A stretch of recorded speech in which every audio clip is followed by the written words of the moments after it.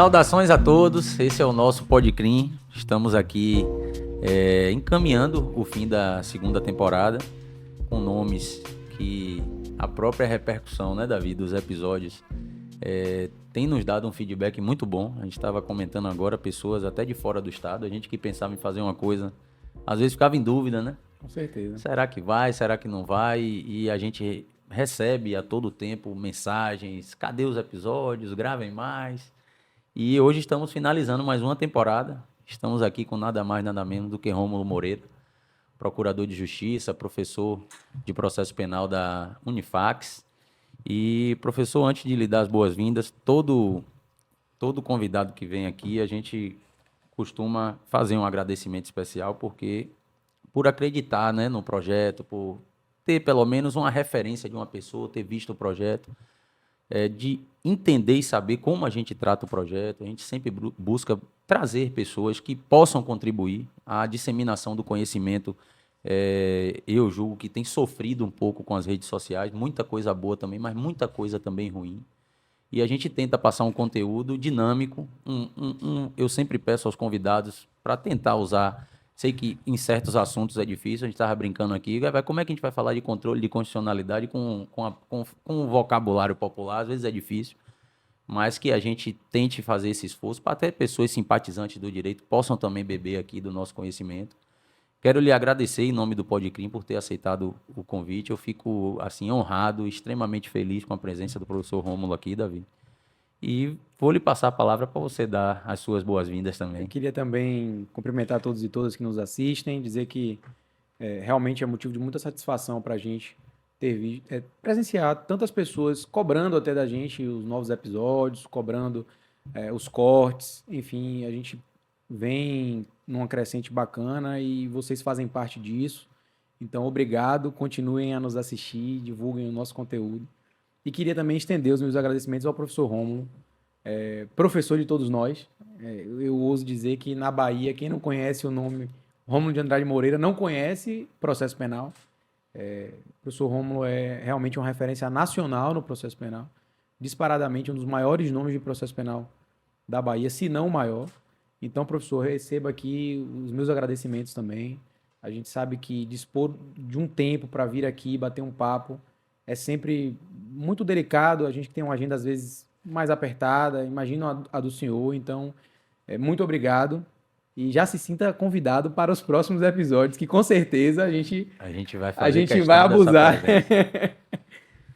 Valeu, Davi, Joel, muito obrigado. Sou eu quem tem que agradecer aqui o convite e essas palavras tão generosas. Muito obrigado e estou à disposição de vocês. Vamos lá, né, Davi? Vamos lá. Professor, a gente sempre tenta começar o podcast falando sobre a justificativa do convidado ou da convidada em ter escolhido trilhar o caminho do direito. Então, a primeira pergunta que vai é o porquê do direito e o porquê da escolha pelo Ministério Público. Certo. Na verdade, viu, Joel, Davi, eu no início assim da minha adolescência e final da adolescência, eu não queria fazer direito, né? Eu não queria fazer direito. Eu sempre gostei de jornalismo. Era uma coisa assim para a qual eu era vocacionado. Tanto eu gostava de ler jornal, como eu gostava de fazer o meu jornal, entendeu? Quando eu era adolescente, criança e tal. E eu não fiz. Engraçado que eu não fiz jornalismo. Depois, com quase 50 anos, eu fui fazer jornalismo. Porque era uma coisa que eu queria fazer. E cursei até o último semestre. Com a pandemia, é que aquela coisa de aula online, eu acabei me desencantando mesmo com o curso. Mas eu cheguei a fazer até o último semestre. Enfim, até posso um dia retornar, porque faltam poucas matérias. Faltam aquelas últimas matérias do semestre, TCC, aquela coisa de estágio e tal. Então era isso. Mas, por outro lado, a minha família era muito ligada ao direito. Muito ligada. A começar por meu pai, que era do Ministério Público, depois entrou para a magistratura como desembargador pelo 5º Constitucional, mas foi membro do Ministério Público a vida toda, promotor, procurador de justiça, tal. Tios meus, juízes, desembargadores, primos, enfim, isso acaba influenciando você. Não que ninguém tenha dito a mim assim, você tem que fazer direito, porque direito é uma carreira melhor do que jornalismo e tal. Mas, assim, mesmo que involuntariamente, a família influencia muito você, né? Então, você vê, por exemplo, o seu pai todo dia indo ao fórum, voltando, fazendo audiência. Aí você perguntou assim, por que o Ministério Público? O Ministério Público não foi a minha primeira carreira jurídica. Eu, quando saí da faculdade, eu já era funcionário da Secretaria da Fazenda, só que eu era nível médio. Era um cargo chamado agente de tributos.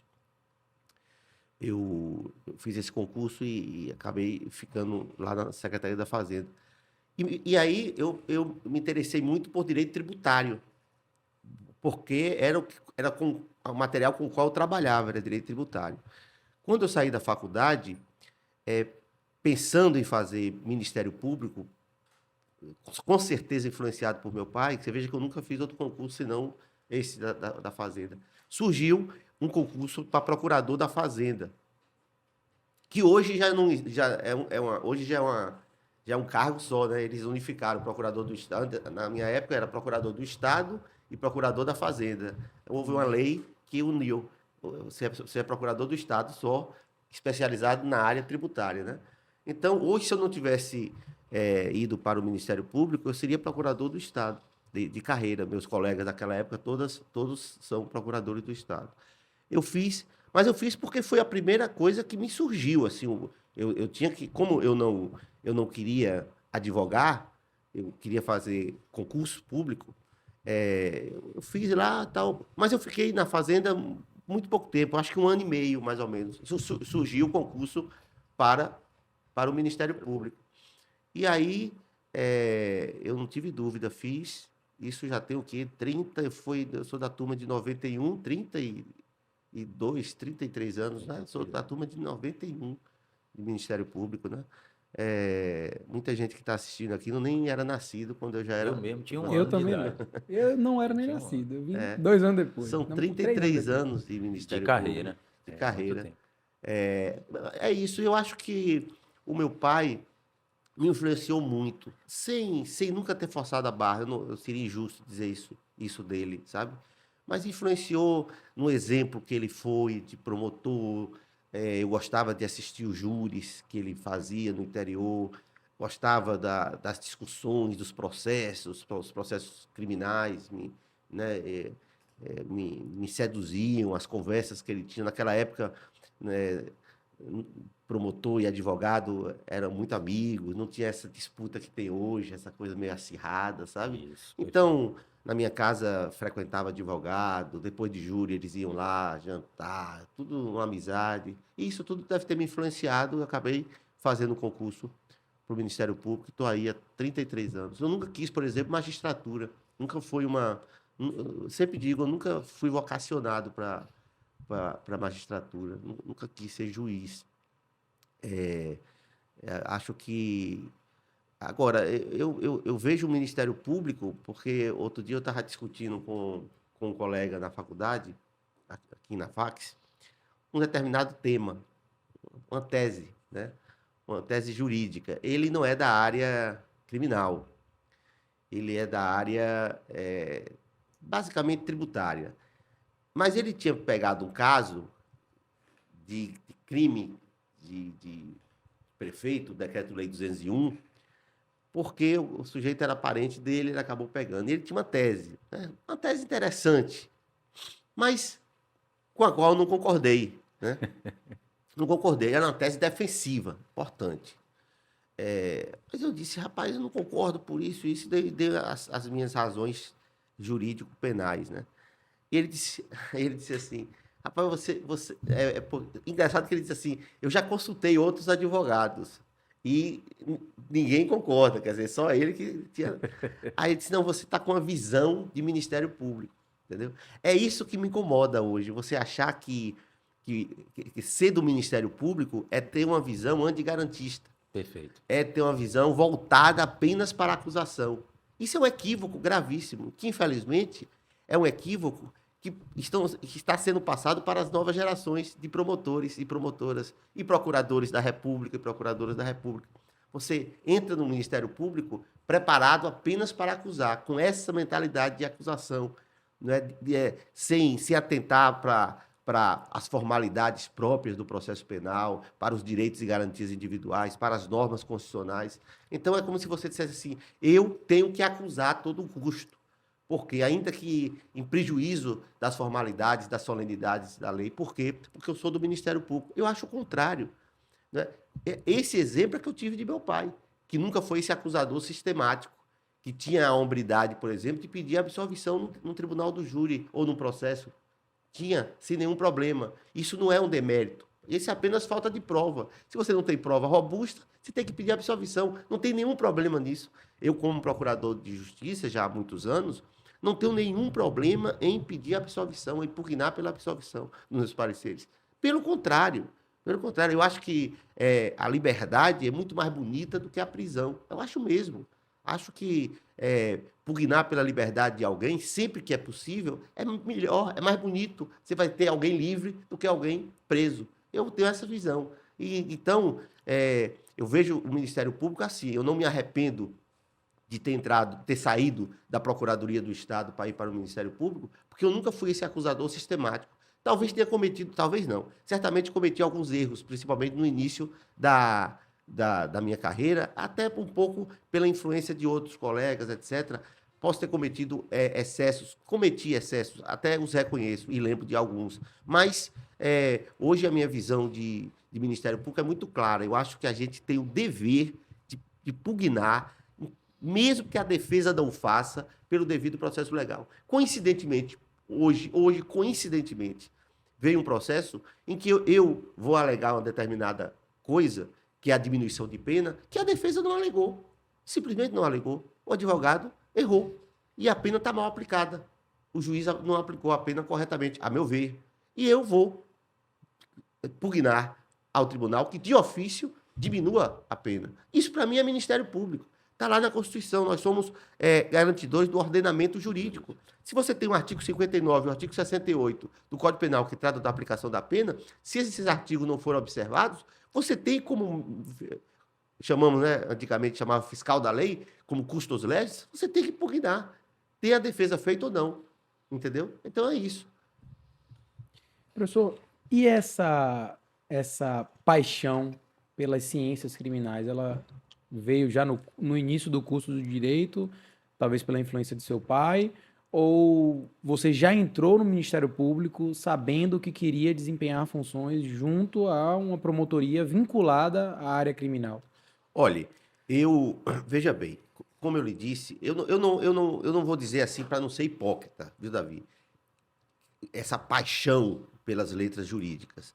Eu não me considero um apaixonado pelas letras jurídicas, como, por exemplo, o Calmon de Passos era um apaixonado, ele dizia que era um apaixonado, né? Eu não diria isso, a não ser que eu fosse hipócrita e quisesse aqui dizer para você, eu sou um apaixonado, é a minha vida, só vejo ciência jurídica, só leio direito. Não é por aí, entendeu? Sim. Eu estou sendo bem honesto.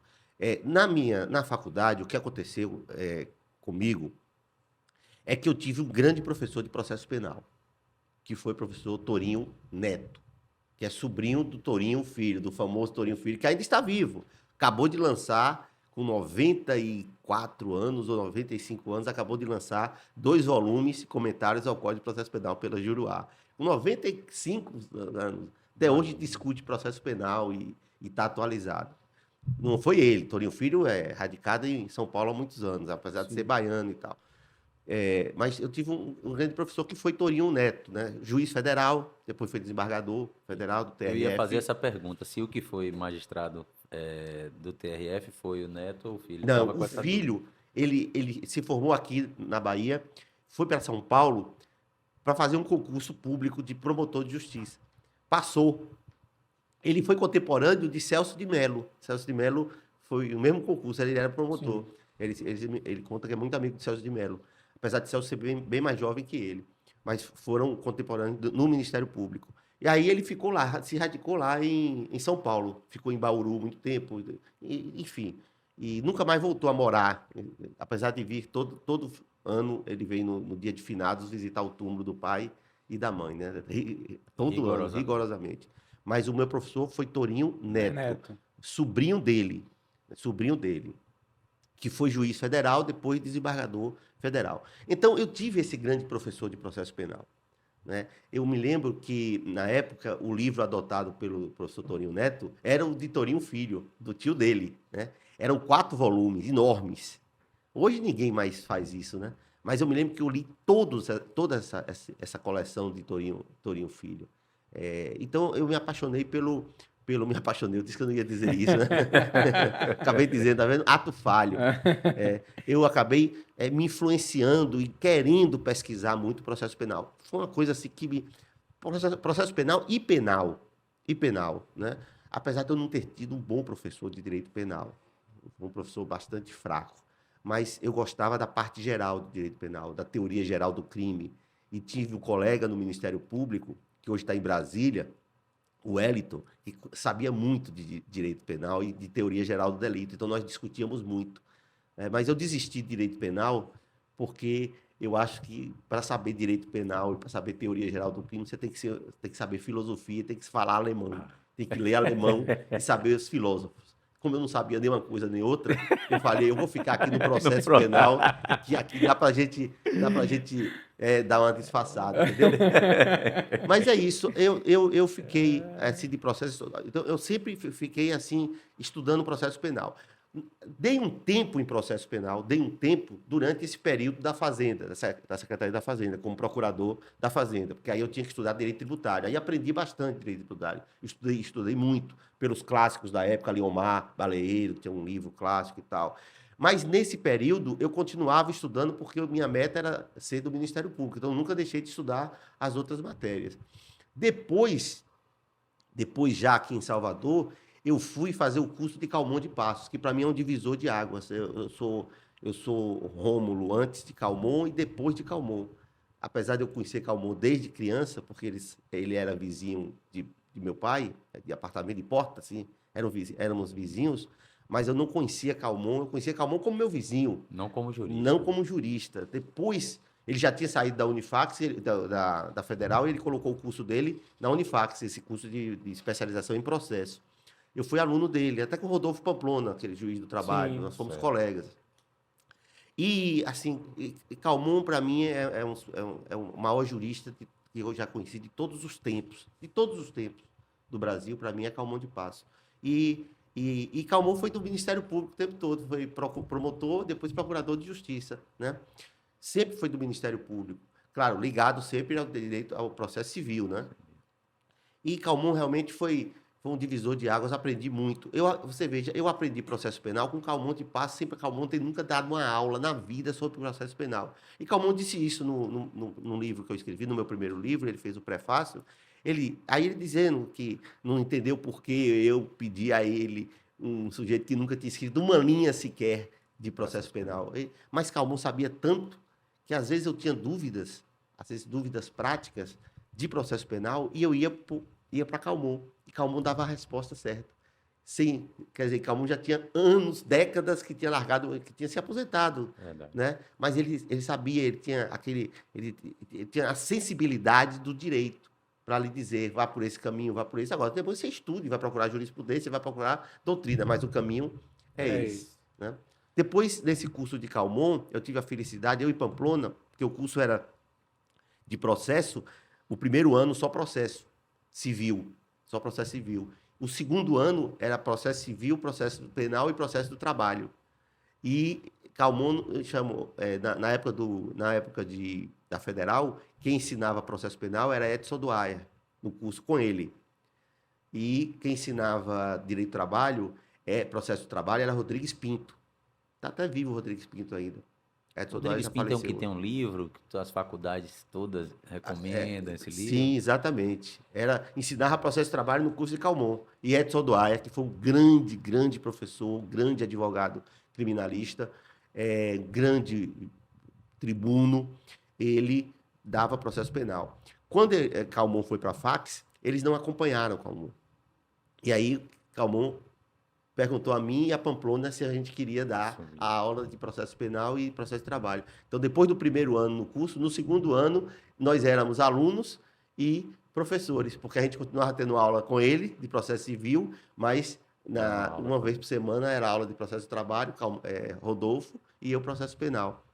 E eu vou dizer uma coisa para vocês saberem o que é um exemplo de um jurista, de um homem comprometido com o direito, e é esse apaixonado, como ele dizia, apaixonado pelo saber que escolheu, ele dizia isso.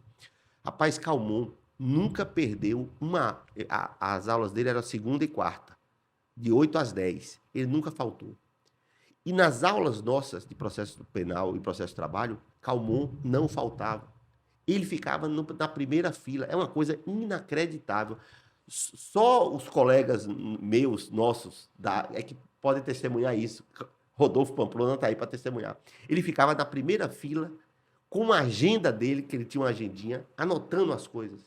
De processo de trabalho, eu dando o básico de processo de trabalho, sei lá o quê. Objeto do processo de trabalho, pretensão acusatória, não sei o quê, indúbio pro réu, não sei o quê. E ele lá, ó, como se fosse um aluno de primeiro ano. Isso aqui é uma paixão pelo direito. Isso na minha aula e na aula de Pamplona. E fazia perguntas. E nós ficávamos constrangidos com as perguntas, porque era cada pergunta para valer. Para valer. Eu me lembro que eu dei uma aula, que eu estava dando uma aula sobre nulidades. Nulidades é um assunto terrível para você estudar, porque o Código de Processo Penal é muito mal sistematizado. O Código de Processo Penal, a gente vai falar sobre isso depois, é todo ruim. Ele é todo ruim. Mas de tudo que há de ruim, o pior é o título das nulidades. Aquele artigo 563 e 563, eu acho. 64. 564 seguintes. Né? Eu acho que é o 563 que começa. Começa errado. Sem prejuízo não há nulidade. Que não vale, isso não vale para o processo penal. O prejuízo é presumido sempre. Né? Então, eu me lembro que eu dando essa aula de nulidades, Calmon me apertou assim, de uma tal maneira que se eu não tivesse um amor por ele, eu teria me picado e deixado essa aula para lá. Porque ele não compreendia, porque naquela época eu estava muito preso à dogmática. Ele não compreendia algumas coisas que são incompreensíveis mesmo, entendeu? Para o processo penal, entendeu? E você fala incompreensível para o processualista civil como ele era ou o processualista como um todo? Para o processualista civil. Porque um grande problema do processualista civil é achar, o maior problema do processualista civil é achar que existe uma teoria geral do processo. Porque, na verdade, o egoísmo do processualista civil é não admitir que existe uma teoria geral do processo civil. Sim, aí você ensina bem. E é importante aprender isso. Mas existe uma teoria geral do processo penal. E quando você traz categorias do processo civil para o processo penal, é um desastre. E até hoje você vê ministro do Supremo Tribunal Federal falando em princípio do prejuízo. Por exemplo, querendo que o réu prove prejuízo. Às vezes o cara foi condenado e ele quer que mostre que houve prejuízo. Prejuízo maior do que ser condenado. Dizer que o ônus da prova cabe a quem alega. Repartição da carga probatória. Essas coisas são do processo civil. Não pode ser efeito devolutivo do recurso. O efeito devolutivo da defesa é amplíssimo. Você pode conhecer tudo, até porque você pode conceder uma ordem de habeas corpus de ofício. Claro. Então não dá para conciliar. Claro, não dá para conciliar processo civil com processo penal. A própria conceito de lide também não dá, como Carnelucci disse, não dá para você trazer para cá. O objeto do processo penal é diferente, é outro, é a pretensão acusatória, é outro que não é do processo civil. Calmon de Passos, ele acreditava numa teoria geral do processo. E durante algum tempo eu fui influenciado por ele. Depois, quem me afastou dessa ideia foi Jacinto Nelson de Miranda Coutinho, um grande processualista do Paraná, um dos maiores processualistas do Brasil, do país, né? Ele tem um livro bem antigo, acho que foi o primeiro livro dele, A Lide e o Conteúdo do Processo Penal, pela Juruá. É um livro que define bem essa diferença entre processo civil e processo penal e acaba com qualquer resquício de teoria geral do processo. Antes de Jacinto, o próprio Jacinto reconhece isso, teve outra pessoa, teve um outro jurista que foi talvez o primeiro, talvez eu acho, que foi o primeiro a desmistificar essa coisa de teoria geral do processo, que foi Rogério Lauria Tucci. O filho dele é conhecido, processualista civil conhecido. O Lauria Tucci já faleceu, o velho. Mas ele escreveu também Teoria Geral da Ação Penal, alguma coisa assim, em que ele dizia, naquela época, que não existia teoria geral do processo, não existia... O próprio conceito de partes aqui é diferente. Tem uma figura, professor, que também veio do Ministério Público que critica muito essas importações e essas ideias do processo civil, processo que é a Afrânio Jardim. Sim. Né? A Afrânio, se não me falha a memória, é Elmi Ducler. Sim. Tem um livro onde ele cita muito a Afrânio quando faz esse combate entre questões que são importadas, né? Vamos dizer no baianês, na tora, né, do processo civil, processo penal, e que acaba... Até porque os bens jurídicos tutelados são outros. Não existe você fazer uma importação. E interesse entre os atores são totalmente diferentes. Tudo diferente. A ação penal é pública, não pode desistir. Você veja, pô, você veja, eu canso de pegar aqui no tribunal sentenças condenatórias quando o MP pediu absolvição. Ah, mas permite, realmente o artigo 385 permite. Mas você não pode aplicar o artigo 385, fere o sistema acusatório, fere a Constituição Federal. Então, é simples assim. Reconhecer agravantes que não foram alegadas, viola o princípio da correlação entre acusação e sentença. Tudo isso, você falar isso para um processualista civil, soa estranho mesmo. E é natural que eles estranhem, mas só que eles são estudiosos de processo civil, não é de processo penal. Afrânio, ele teve um mestre que o influenciou muito. O mestre de Afrânio foi Barbosa Moreira. Talvez alguns digam que foi o maior processualista civil do Brasil. Eu não vou dizer que não é, porque eu não conheço processo civil o suficiente para dizer quem foi melhor, ele ou Calmon de Passo. Eu acho que Calmon é o maior jurista do Brasil. Calmon sabia processo civil e outros ramos e sabia mais ainda do que direito. Mas Barbosa Moreira foi... Alguns dizem, como Afrânio, que era o maior processualista civil do Brasil. Era quem mais conhecia, isso Calmon me disse uma vez. Barbosa Moreira foi o processualista civil que ele mais conheceu, que mais sabia direito comparado. Isso eu vi da boca de Calmon de Passo. Entendeu? Ele respeitava muito Barbosa. Então, Afrânio tem uma pegada de processo civil por causa do mestre dele. Mas Afrânio soube, num determinado momento, fazer uma linha divisória. A questão da justa causa. Há muito tempo ele dizia que era condição para o exercício. Antes do 395. Muito antes do 395. Ele, na verdade, foi quem fomentou toda essa discussão. Foi, exatamente. Né? Inclusive, arrumou uma briga incrível com a Ada Pellegrini Grinover. Ada foi uma examinadora do concurso dele, na UERJ. E eles discutiram muito, né? Porque, principalmente essa questão das condições da ação. A Ada tem um livro sobre as condições da ação penal. E a Afrânio já dizia há muitos anos que a justa causa era uma condição para o exercício da ação penal. Em 2008, mudou o artigo 395, colocou lá no inciso 3º, falta de justa causa, rejeição da denúncia ou da queixa, né?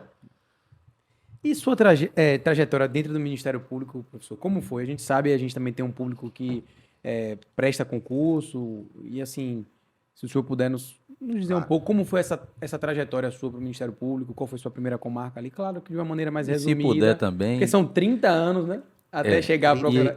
E esse passeio que o promotor de justiça, o defensor público, o magistrado faz por essas comarcas, sempre deixa ali uma história bacana.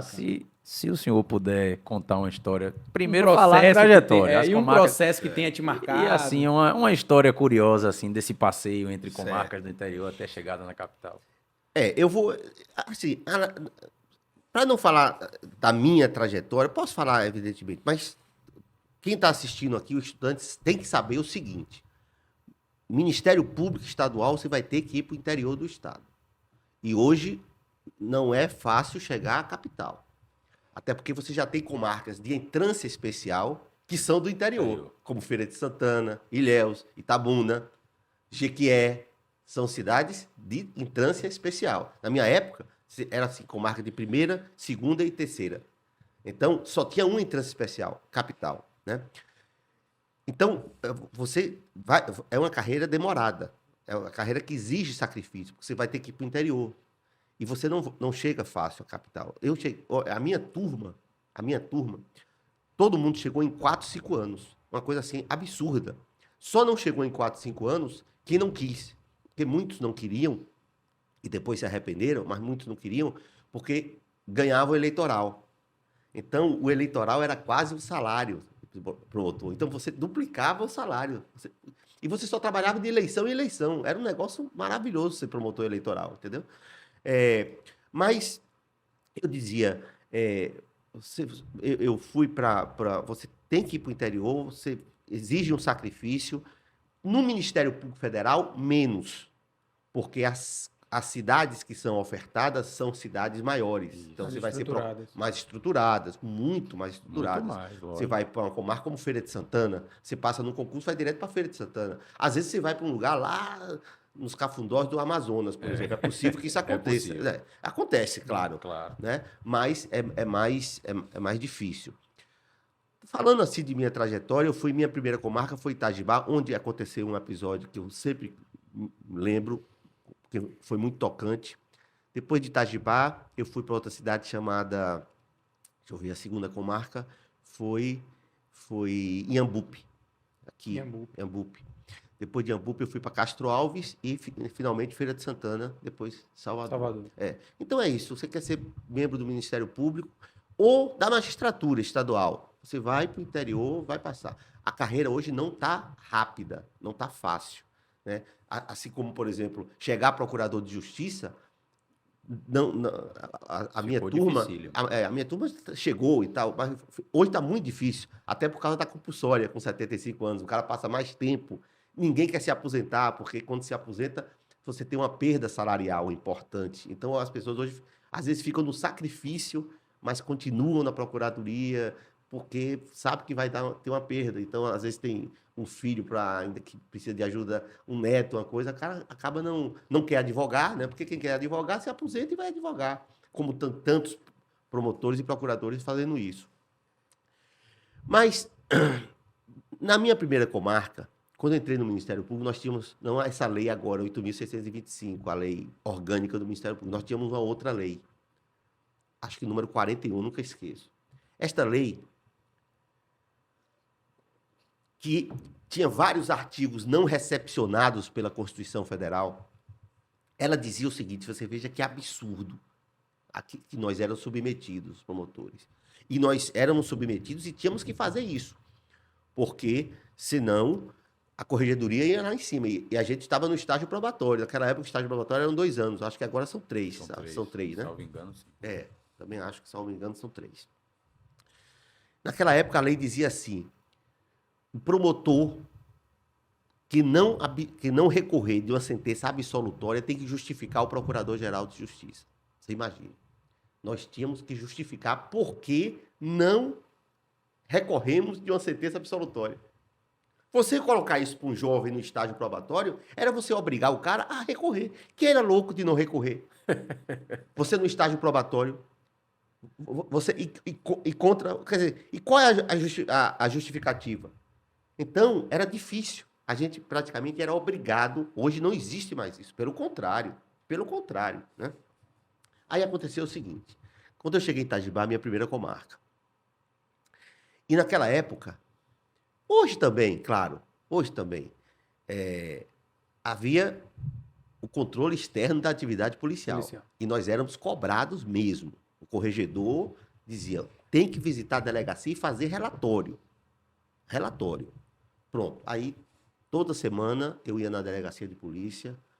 E naquela época era complicado, porque naquela época eu ainda cheguei a trabalhar com delegados que nós chamamos... Calça curta. Exatamente. Que era a pior coisa que existia. Tinha era policial militar. Demais. Tinha, não entendia nada, mas estava ali nomeado. Olha, eu vou dizer, eu trabalhei com um policial militar que além de arbitrário, né, um sujeito vagabundo, ele era semi-analfabeto. Ele não sabia nem escrever direito. Esse cara era delegado de polícia. Foi colocado... Porque os delegados de calça curta eram colocados pelo prefeito. Era quem o prefeito indicava. Ou para perseguir ou para ajudá-lo. Era assim. Então, tinha realmente muitos policiais militares, né?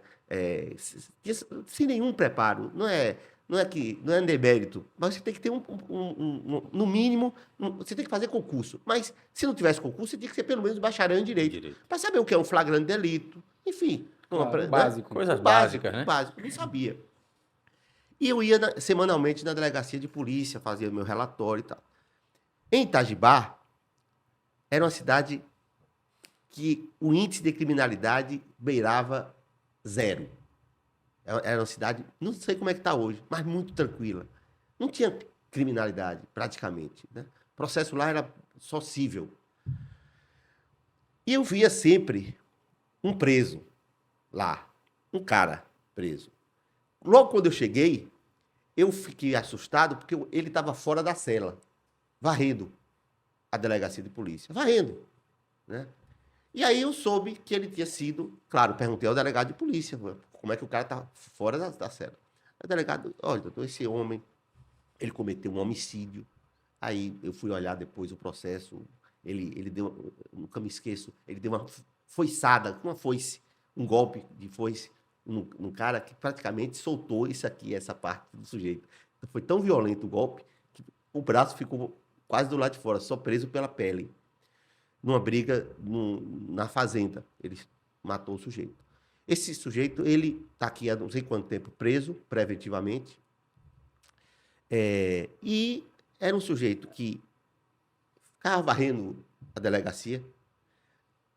Tinha havido, acho que 2 ou 3 fugas na delegacia de polícia. Ele não tinha fugido. Ele atendia telefone. Ele era um amigão. Um escrivão de luxo. Pronto. Ad hoc. Um escrivão. Né? Então, eu agilizei o processo desse cara, que estava há muito tempo atrasado. Porque a Itajibá tinha passado algum tempo sem promotor, né? E também algum tempo sem juiz. Aí eu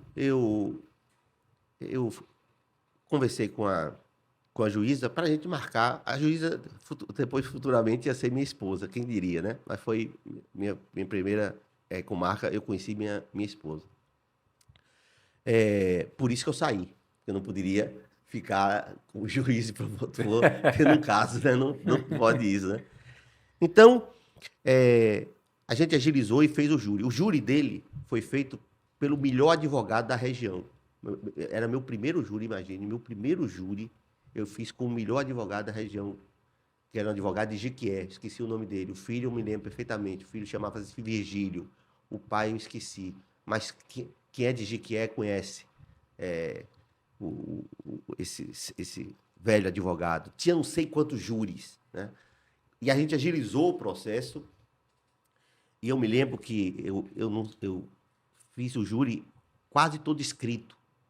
Com medo de esquecer alguma coisa, praticamente eu escrevi tudo que eu tinha que dizer, né? Fiz o júri. Eu me lembro que o velho advogado já estava doente. Ele até passou mal no júri. Em razão do calor, passou mal, tivemos que ligar o ventilador, tal, etc. E aí, o réu daquela época se contava as 7 cédulas. Né? Ele foi absolvido por 4-3. Foi absolvido. Pois bem, aí eu, no dia seguinte, fui ao cartório pegar o processo para recorrer, para apelar, como a lei dizia. Mandava, né? Eu disse, eu vou apelar. Cheguei no cartório, velho.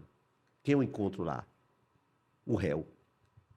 Com uma mala de couro.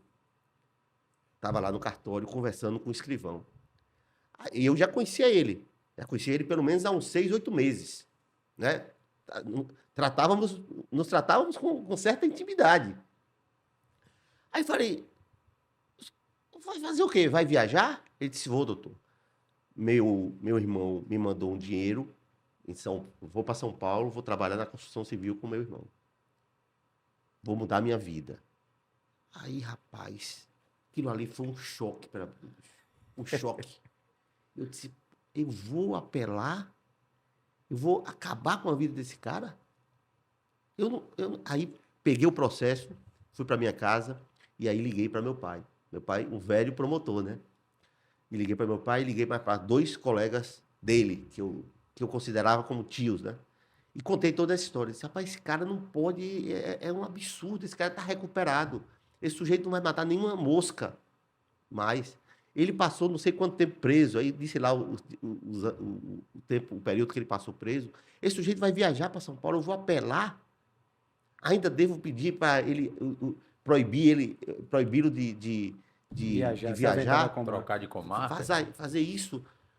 Aí, depois de conversar, muita conversa, etc., eu finalmente fui aconselhado, bem aconselhado, a não apelar e a justificar o Procurador-Geral de Justiça, na época era Dr. Sintra, que depois foi ser desembargador, dizer a ele que eu não apelei, porque eu achava que a sentença, o veredito tinha sido justo. E realmente, hoje esse cara deve ter, se ele estiver vivo, ele era mais novo do que eu, deve ter família formada, etc. Essa foi uma história muito marcante. Muito E a marcante. época ainda, o senhor estava no estágio probatório ou não? Estava, primeira comarca? Esse era meu Primeira medo. Eu não tinha nem um ano de Ministério Público. Porque eu me lembro que quando eu cheguei, eu não tinha um ano, eu tinha 1 ano e 6, 8 meses. Eu agilizei esse processo rapidamente, entendeu? Para ter... Tinha tido pronúncia, a pronúncia tinha voltado, mas estava lá parado, o cara preso, enfim. Sim. E ele não tinha nem advogado, na verdade, sabe? Esse sujeito, esse velho advogado, outro dia eu vendo uns documentos velhos meus de jornal, eu vi, tinha lá um jornal de Jiquié noticiando o júri. Esse sujeito, ele advogou pro bono. Ele, acho que o prefeito pediu, ou um vereador pediu a ele, ele foi a Itajibá, Fazer o júri. meio adoentado, e fez o júri, entendeu? E como se diz, ganhou 4-3, o júri difícil, porque ele matou o sujeito com uma foiçada, entendeu? Teve uma briga na lavoura lá, no negócio, ele não contou conversa, cortou o braço do cara fora. Tá vendo aí, Davi? Mas isso aí nos mostra, assim, a coragem do professor Rômulo desde o início na carreira. Que é símbolo de resistência. Eu imagino assim, não estabelecendo nenhum juízo de valor, óbvio, mas sabendo que algumas pessoas até falam, né, que existem promotores de justiça e promotor de acusação. Não sei se eu Sim. concordo muito com isso, mas enfim.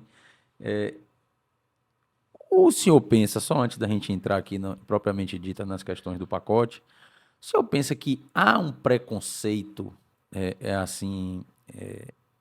culturalmente enraizado, de um promotor eventualmente mais garantista ser tido como um cara mole, poxa, com compaixão, ou não? Você acha que o Ministério Público trata os dois estilos de forma equivalente? Eu não acho que trata de forma equivalente, não.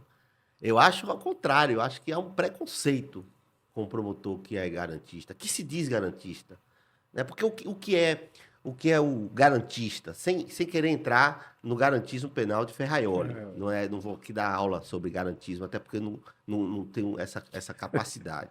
Mas quando você diz assim, ele é um promotor de justiça garantista, né? Ele é um juiz garantista. Isso é quase uma redundância. Porque, como você falou, se é promotor de justiça, não tem como não ser garantista. Como é que, por exemplo, eu vejo, como eu vi hoje, um processo? Um advogado inapto. Um advogado que não fez nada no processo. Nada, uma coisa absurda. Eu vejo que a pena está claramente, e olha que eu não sou especialista em aplicação de pena, como o Ricardo Schmidt, meu amigo Ricardo Schmidt, que é fera aqui em aplicação de pena. Claramente equivocado. Violando, inclusive, súmulas. Violando, inclusive, súmula 444 do STJ, que diz que ação penal em curso, inquérito em curso, não pode aumentar a pena base. Como é que eu vou deixar isso passar? Porque eu sou promotor de justiça? Não, pô. Mas é porque eu sou garantista? Não. É simples. Então, hoje, o garantista, né, o profissional garantista, ele é quase um demérito. Se você pegar hoje um jovem promotor, ele não vai ter coragem de dizer que ele é garantista. Talvez ele não passe nem no concurso. A depender do que... Eu não estou acusando ninguém, não, viu? Mas a depender de uma banca examinadora, a depender das respostas que ele dê, e a depender do examinador dele, ele vai perder o concurso da prova oral. Porque o cara não vai aceitar algumas colocações que ele, porventura, for fazer. Isso é inclusive um conselho que eu dou com toda sinceridade ao sujeito que está fazendo o concurso. Você cuidado com o que você vai dizer. Porque, a depender da banca, você pode perder uma prova oral.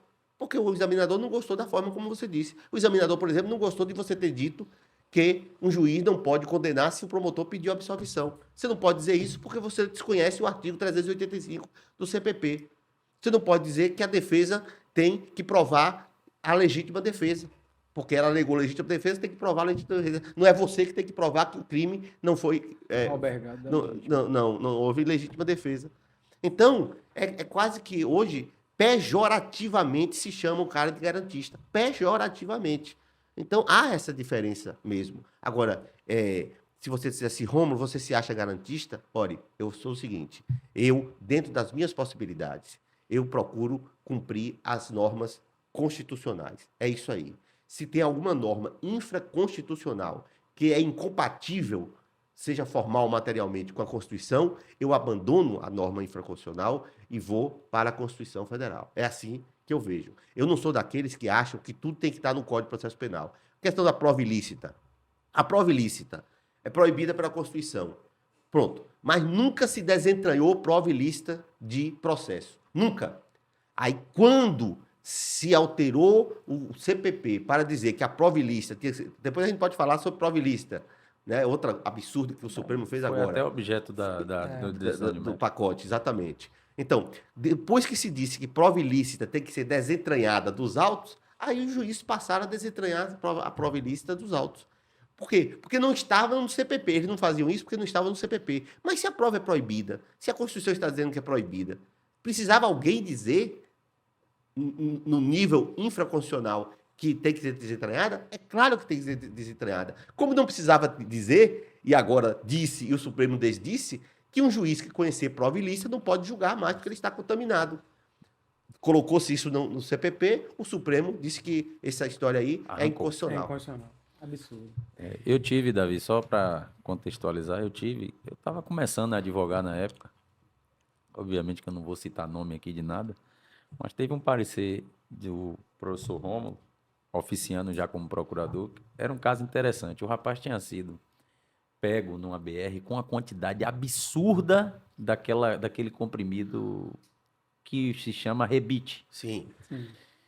E quando eu li a decisão que decretou a prisão preventiva do rapaz, eu acho até intimamente o rapaz merecia a preventiva, no caso em si, já tinha tido outro episódio, enfim. Mas eu olhei a decisão e disse assim, rapaz, essa decisão, o juiz tinha tudo para botar para lenhar no cara, mas não fundamentou. Vou subir com essa tese. Desesperançoso, né? Aí quando subi com a tese, aí veio o parecer do Ministério Público. Não tinha acompanhado ainda, inexperiente, de ver no IDEA, para quem vai distribuir, para ir lá, não tinha ainda essa casca. O processo correu. E o parecer que o professor Rômulo deu foi exatamente isso. Olha, é realmente caso de preventiva, analisando aqui. Mas uma coisa que eu até aprendi com esse parecer, mas aqui não nos cabe fazer aditamento de fundamentação. Exatamente. A decisão não está fundamentada, tem que revogar a prisão. Conhecer a ordem para revogar a prisão. Não quero saber quantas foi, nada mais. O juiz prendeu o cara com 3 parágrafos. Não dá. E tinha muita coisa para falar, porque já tinha sido investigado tudo. E essa ordem acabou sendo concedida por maioria, né? O relator não concordou, mas dei sorte lá no dia também. Houve uma divergência e tudo, e a ordem foi concedida. E eu aprendi isso, é uma coisa que eu não tinha, que assim, você não pode entrar com habeas corpus para liberar o cidadão, o segundo grau ir lá e melhorar a fundamentação do juiz embaixo. Não dá. Até porque isso não viola- existe. Exatamente. Aí tranca corpus, o juiz prendeu mal, o tribunal vai dar uma melhorada no decreto prisional. Isso acontece. Muito. É isso. Acontece. Você vê cada acórdão fundamentando a prisão preventiva, com jurisprudência, com doutrina, aplicação da lei penal, etc. Mas isso não está na sentença. Eu estava na semana passada no tribunal e a discussão de um processo, determinado processo, pairava sobre isso. Na manutenção, na sentença, quando da avaliação da manutenção ou não da prisão preventiva, o juiz não fundamentou absolutamente nada os motivos pelos quais ele entenderia que ali tinha que se manter a prisão preventiva. Mas no corpo da sentença ele fundamentou para condenar. E o tribunal, valendo-se da fundamentação que ele fez para condenar estava entendendo que a prisão era legítima porque ele tinha fundamentado, quando na verdade o que o advogado discutia era a falta de fundamentação da manutenção da prisão preventiva. Claro. Na sentença. E é um contrassenso, ou seja, o advogado entrou com um remédio constitucional para o tribunal melhorar uma piorou. fundamentação contra o Piorou. cliente dele. É um absurdo. Quer dizer, o habeas corpus, é uma garantia do direito de locomoção, acaba servindo como uma garantia para o sujeito ser preso. Melhorar o decreto prisional, rapaz. É um negócio incrível. Isso não é incomum, não. Não me lembro. Mas, professor, já entrando um pouco no tema da gente aqui hoje, que a gente pretende explorar do senhor e beber um pouco dessa fonte de conhecimento do senhor, qual é a sua impressão em relação ao pacote anticrime, né? A primeira impressão que o senhor teve quando do advento do pacote anticrime, permeando ali um pouco, se o senhor puder nos falar da proposta originária e das alterações que ele já veio sofrendo para a efetiva lei que veio a ser promulgada e que depois teve algumas discussões no Supremo, mas a gente passa adiante. Eu queria saber dessa sua impressão da proposta de lei em si, a tramitação dela com os recortes que foram feitos e avanços, retrocessos. Certo.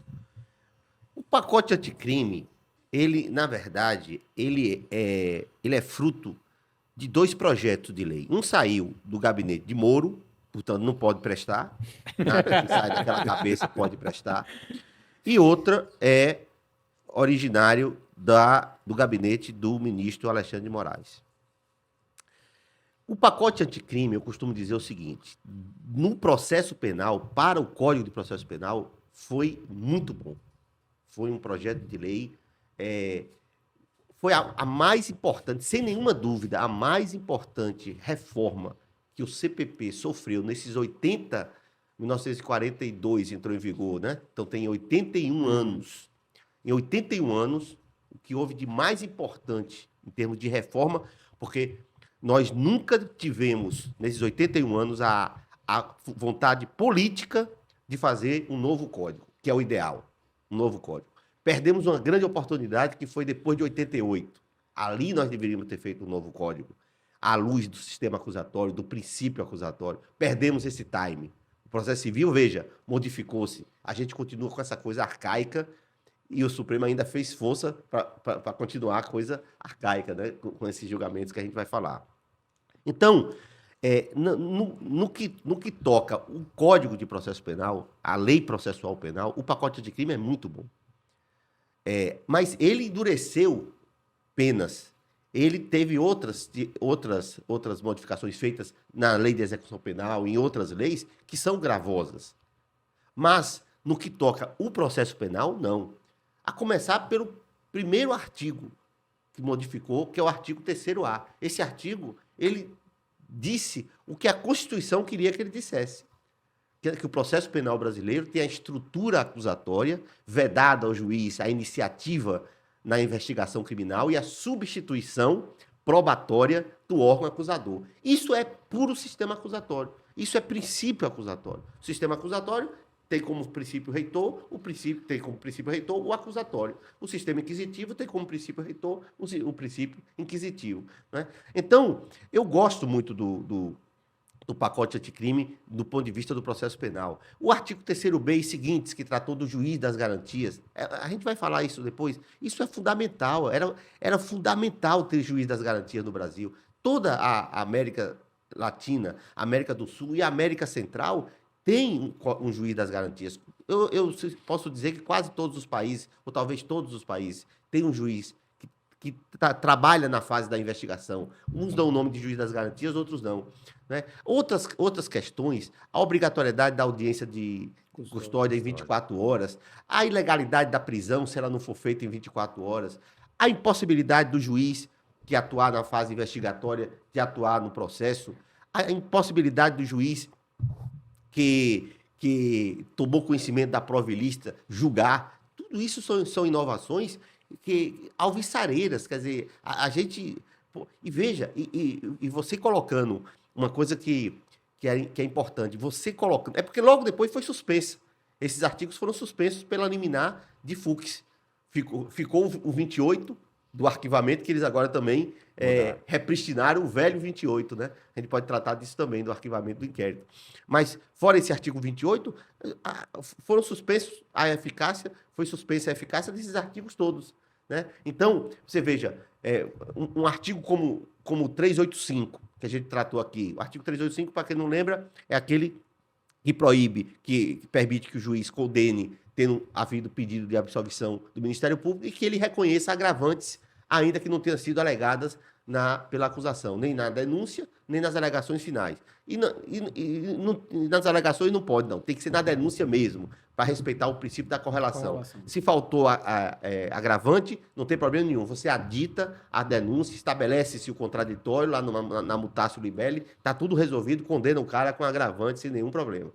Então, quer dizer, esses artigos, o 156 permite o juiz, de ofício, determinar diligências, o 155 que trata do ônus da prova, todos esses artigos, Davi e Joel, eles ficariam eles estariam revogados implicitamente com o artigo 3º-A.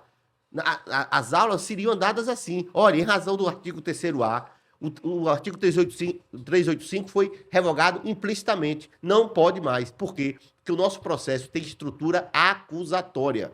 Pronto, fim de papo. Juiz, no Brasil, artigo 209, pode, de ofício, ouvir uma testemunha. Como é que pode um troço desse? Como é que um juiz ouve uma testemunha que o MP não pediu e a defesa não pediu? Então não pode mais. Com o 3º-A, não pode mais. Só que aí o que é que fez o Supremo? Deu uma interpretação conforme ao artigo 3º-A para dizer que cabe ao juiz determinar diligências que eles chamam diligências suplementares, né? Pontualmente. O que? Você dizer que o juiz pontualmente pode determinar diligências de ofício complementares é dizer que pode tudo. Porque o juiz diz assim, pontualmente, eu vou ouvir uma testemunha. Pronto, porque é uma diligência complementar. Aí eu vou ouvir uma testemunha. E ainda há aqueles incautos que ainda dizem que vão fazer isso para ajudar a defesa. E ninguém está pedindo. A defesa não está pedindo ajuda dele. Porque se você tem dúvida, é um indúbio pro réu. Absolve-se. Falar disso, não existe indúbio pro societate, né? Que tem um monte de gente aí, juiz, embargador e ministro, que ainda fala até hoje em indúbio pro societate. Outro dia eu vi eu estava assistindo uma sessão do STJ, o ministro Schietti, até concordando com o relator não é ministro, é um juiz convocado. Jesuíno. Foi jesuíno, não foi? Jesuíno, exato. Pronto, exato, foi esse mesmo. Ele, falando de pronúncia, no médio tinha razão, havia indícios suficientes da autoria, etc., para pronúncia, mas aí ele soltou no meio o indúbio pro societate. Aí Schietti pediu a palavra e disse, olha, concordo, acho que o recurso, aí eu não sei se foi para prover ou não, mas só faço uma ressalva. O indúbio pro societate não existe como princípio, muito menos do direito. Né? Mas até hoje você vê ministro falando em indúbio pro societate. E até uma pontuação muito boa, porque a gente tem visto assim, o STJ tendo uma jurisprudência muito firme e sóbria no que se refere ao processo penal. Principalmente a sexta turma. Principalmente a sexta turma. Muito embora a gente, às vezes, até seja surpreendido com decisões do Supremo divergentes daquelas do STJ, mas que me parecem assim estarem avançando, né, em prol de um sistema acusatório, de um processo penal democrático. Agora eu tenho muito medo, viu, Davi? Tenho muito medo do que o Supremo vai fazer com essas decisões, principalmente da sexta turma. Violação de domicílio, busca. Isso, violação de domicílio, busca pessoal, reconhecimento de pessoa, de pessoa. Eles não estão aceitando esta evolução jurisprudencial, encabeçada pelo que eu considero o melhor ministro do Supremo, que é o Schietti, o Rogério Schietti Machado Cruz. Eles não estão aceitando isso, entendeu? E eu tenho muita preocupação que haja um retrocesso. E a palavra do Supremo é a última, né? O Supremo é o último que erra, né? Eu vou relembrar aqui um fato. Quando Mariana Madeira estava aqui, não ainda tinha sido pautado o julgamento de mérito dessas ADIs. E eu dizia naquela oportunidade, Mari e Davi me chamaram de pessimista, Que é assim, o advogado, depois que passa um tempinho, o advogado vê tom de boa vontade, de boa notícia e de má notícia até em despacho. Às vezes o juiz dá um despacho, a gente fica assim, rapaz, esse despacho é de quem quer soltar. Sem Esse dúvida, despacho é de quem quer prender. sem dúvida. E eu dizia a Davi e a Mari na época que era muito forte para mim um ministro do Supremo suspender um artigo de lei que consagrava o sistema acusatório. Eu falei, ó, não me vem no coração que vem coisa boa por aí.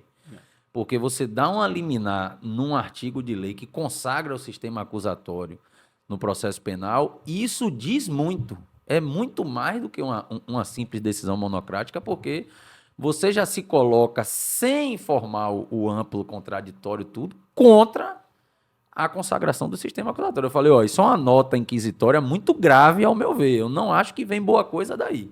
Muita coisa vai ser, vão ser dadas pinceladas inquisitórias em coisas que o pacote veio para melhorar. E a decisão de mérito não foi diferente. Foi isso, exatamente isso. Eu concordo com você. É. Pinceladas. Isso. E vou te falar uma coisa. Se eu tivesse aqui no dia, eu não concordaria com você, não. Para mim foi uma surpresa essa decisão do Supremo Tribunal Federal. Não foi surpresa a liminar do ministro Luiz Fux. Qual a sua impressão, professor, já aproveitando assim, sobre essa questão de uma liminar de um ministro ter uma força assim tão grande, né, e uma proporção tão grande para o processo penal e assim de uma maneira desarrazoada, até talvez se sentou ali naquele processo e segurou o processo. Davi, Qual foi a sua olha, impressão sobre isso? olhe bem, o problema não é da liminar. Liminar tem que ter. Se você tem periculum in mora, fumus comissi delicti, ou fumus boni iuris Boni iuris. lá no processo civil, é possível antecipar os efeitos de uma decisão. Então, o problema não é na liminar em si.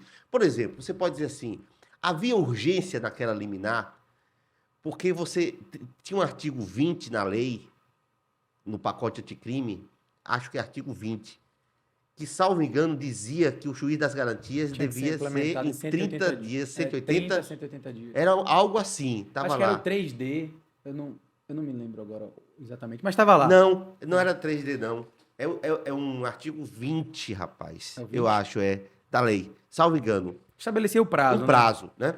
Veio uma primeira liminar de Toffoli, já dizendo que era um prazo de 6 meses. Pronto. Artigo 20, 20. do pacote, quanto à fixação do prazo de 30 dias para a instalação do 30 juiz. dias, 30 dias.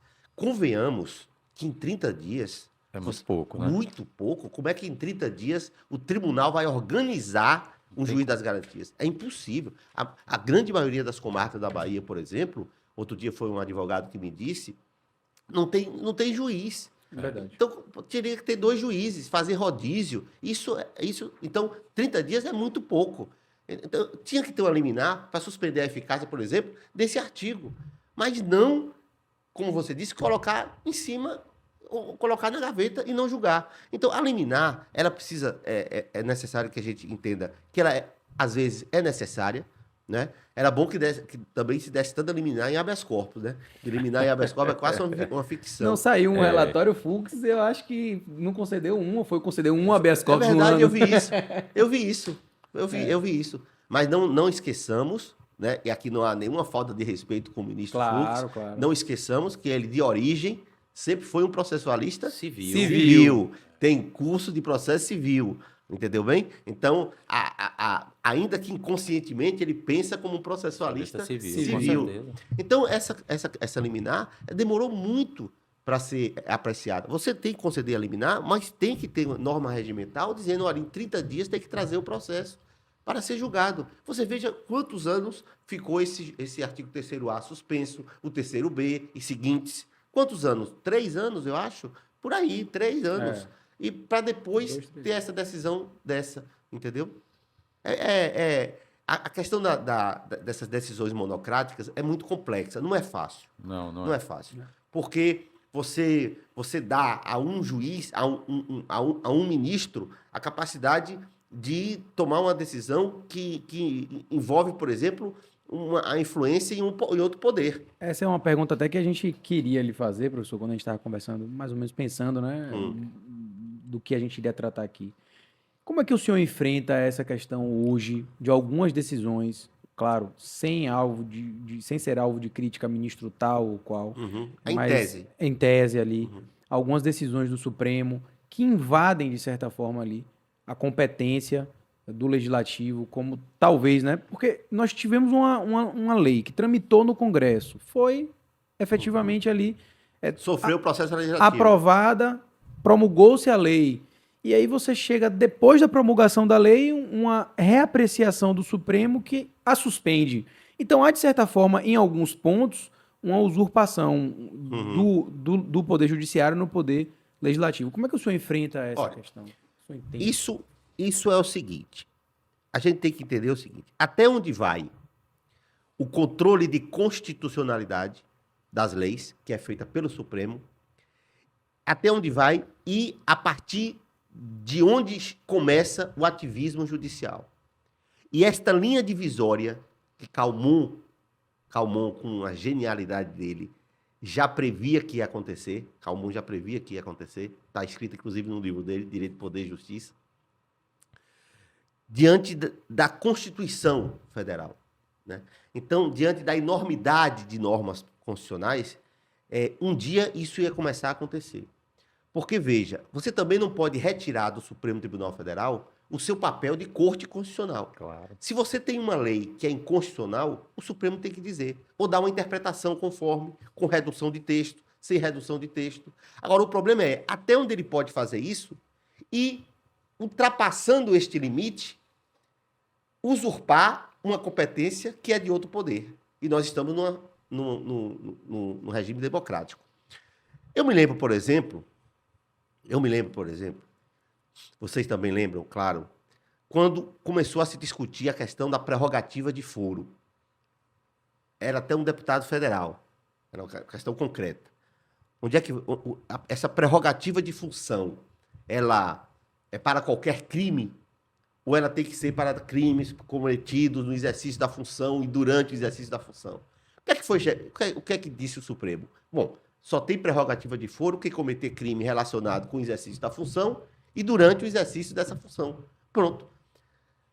Essa decisão, no mérito, digamos assim, materialmente, ela me agrada muitíssimo, porque eu sou contra, inclusive, prerrogativa de foro. Eu acho que prerrogativa de foro tinham que ter 5 cargos na República: presidente, vice, presidente do Senado, da Câmara e do Supremo. O resto, nem membro do Ministério Público, nem Poder Judiciário, ninguém devia ter prerrogativa de foro, a meu ver. Muito menos para crime comum, entre aspas. Não estou aqui colocando crime comum ao contrário de crime de responsabilidade, não. Crime comum ao contrário de crimes funcionais. Sim. Essa é a diferença que eu estou querendo fazer. Não faz sentido um juiz estuprar uma pessoa e ser julgado pelo tribunal. Um desembargador estuprar uma pessoa e ser julgado pelo Superior Tribunal de Justiça. Isso não faz nenhum sentido numa democracia. Mas o problema é, o Supremo podia dizer isso? Porque o que está na Constituição é que, artigo 29, inciso 10, prefeito será julgado pelo Tribunal de Justiça. O Supremo, eu me lembro, que depois disso, súmula 702, dizendo que o prefeito é julgado pelo Tribunal de Justiça nos crimes comuns, da Justiça Comum Estadual, melhor dizendo. Se for Justiça Comum Federal, TRF. Se for crime eleitoral, TRE. Até aí tudo bem. Olha aí a diferença. Você dizer que... Porque qual foi a interpretação? É uma orientação. É uma orientação porque você não tirou a prerrogativa de foro dos prefeitos. Os prefeitos continuam tendo prerrogativa de serem julgados por um tribunal de segundo grau. Pronto, se for Justiça Comum Federal, que seja julgado pelo TRF. Ela não está usurpando. Quando diz que vamos colocar que o Supremo julga deputado federal, onde é que está dito que julga deputado federal por crimes funcionais? Não está dito isso na Constituição. Aí você vai dizer, aí você dá uma interpretação, até onde é legítima essa interpretação e até onde é ilegítima, até onde é usurpação. Isso tudo pode valer. Pode valer para os casos, por exemplo, olha que eu sou a favor da descriminalização de qualquer droga, não é só maconha, não. Mas isso pode valer para a questão da descriminalização da maconha. Será que o Supremo pode dizer que a determinada quantidade de maconha não é crime, o porte para uso não é crime? A questão do aborto. São todas questões que tocam essa matéria. Quer dizer, até onde vai o legítimo controle de constitucionalidade e até onde isso é ultrapassado. É por isso que acaba tendo atrito. Você vê agora que o Senado, o parlamento já quer fazer uma outra coisa que eu acho absurda, que Controle de decisão? Desautorizar a decisão do Supremo Tribunal Federal. Isso é um absurdo. Desautorizar uma decisão do Supremo Tribunal Federal é tão absurdo, eu não diria nem absurdo, é inconstitucional. É tão inconstitucional quanto o ativismo judicial. Quer dizer, os dois estão errados. Os dois estão errados. E aí a gente vê um movimento de duas forças.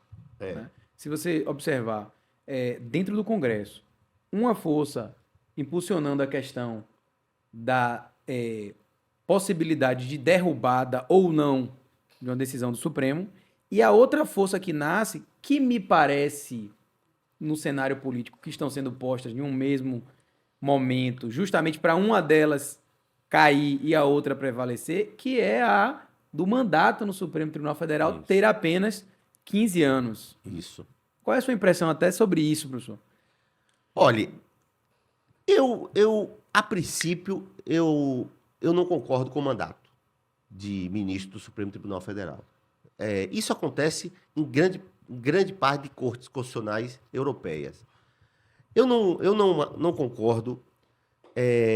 Acho que hoje o nosso sistema ele dá conta de, aos 75 anos, sair. Acho que 70 anos era pouco mesmo. Acho que 75 é uma data, é uma idade razoável. Porque você veja, por exemplo, o seguinte. Minha preocupação, conhecendo o Brasil, como a gente conhece, é o sujeito entrar no Supremo, por exemplo, com 40 anos, sair com 55. E entrar para a política. E ele pode... Se ele tiver uma vocação para a política, ou se ele já for até político, a gente pode ter um ministro, por exemplo, que foi político de formação. Se Flávio Dino foi escolhido ministro do Supremo, ele era político, apesar de ele ter sido juiz federal também, né? Pois é, mas ele foi político. Então, você tira, quer dizer, até que ponto as decisões dele não podem ser para agradar, ou podem ser para não desagradar a população e ele depois ter frutos políticos em relação a isso.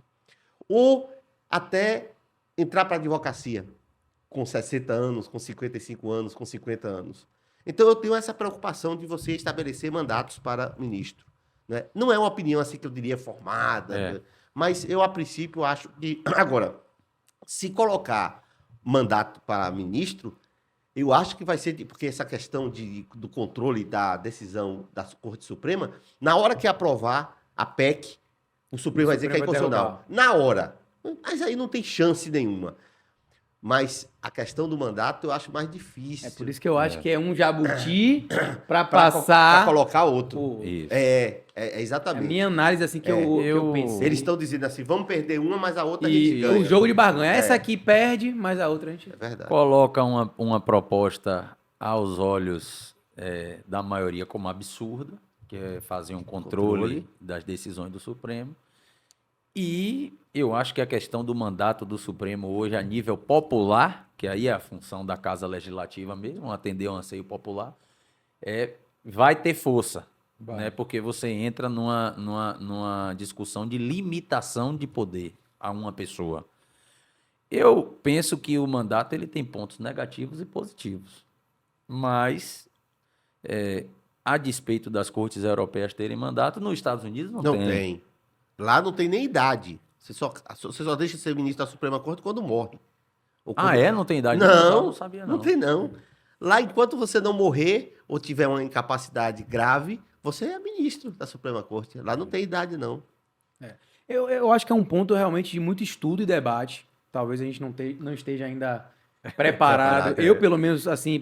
Eu acho que a discussão brasileira é válida. Mas eu acho que é uma discussão válida. Porque, por exemplo, quando a gente olha também um ministro que ingressa no Supremo muito novo, ele vai ter 30 anos de Supremo. Com certeza, 40, 35. É verdade. Eu particularmente acho mais grave do que o mandato a idade de ingresso. 35 anos. Eu acho pouco. Uhum. Por Aí é exemplo. outra coisa importante. Por exemplo, eu tenho 33 anos. Como é, rapaz, daqui a 2 anos eu tô apto, Apto. por exemplo, a estar É, numa Suprema verdade. Corte? Tem que ter uma maturidade jurídica muito Com grande. certeza, muito concordo com grande. você, concordo com você. Né? E não tinha pensado nisso. A idade mínima poderia ser aumentada, a idade mínima. Isso. Para 45 anos, por exemplo. Ou até para 50. 50. 50. E o sujeito só ficaria 25 anos. Exatamente. Seria uma espécie de limitação do poder sem atribuição de um mandato. E vou dizer, se um troço desse passa, não tem como dizer que é inconstitucional, não. Não. Você dizer que para ser ministro tem que ter 45 anos, não tem nenhuma inconstitucionalidade. Nenhuma, zero. Eu não vejo. Eu também não Porque ali vejo. não é cláusula pétrea. É. A questão do mandato pode até ser declarada inconstitucional, eu penso. Pode, mas também não é muito. Não é Fácil, muito, né? É porque se quiser, diz, né? Se quiser, É diz e verdade. tá dito, né? Tá dito. Agora, professor, aproveitando assim, se quiser diz, a gente sabe que, muito embora tenham demorado muito, o Supremo agora julgou, né, o mérito dessas ADCs. Foi.